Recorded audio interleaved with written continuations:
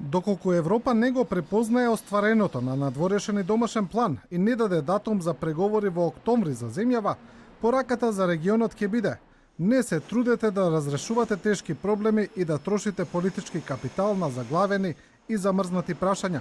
Не се трудете да инвестирате во реформи, можеби не вреди да го правите тоа, порача министерот за надворешни работи Никола Димитров од тркалезната маса на магазинот Економист од Атина.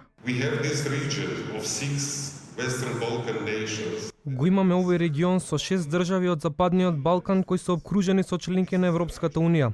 Ова е регион кој тргува со Европската Унија. 3/4 од она што го произведуваме оди на европските пазари.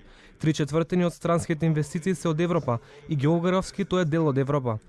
Мислам дека наместо проширување треба да зборуваме за комплетирање. Во однос на очекувањата од новата грчка влада, Димитров порача успеси на премиерот Мицотакис и новите министри и рече дека треба да се продолжи во иста насока со договорот од Преспа, кој е договор кој е подпишан и ратификуван меѓу двете земји и е дел од меѓународното право.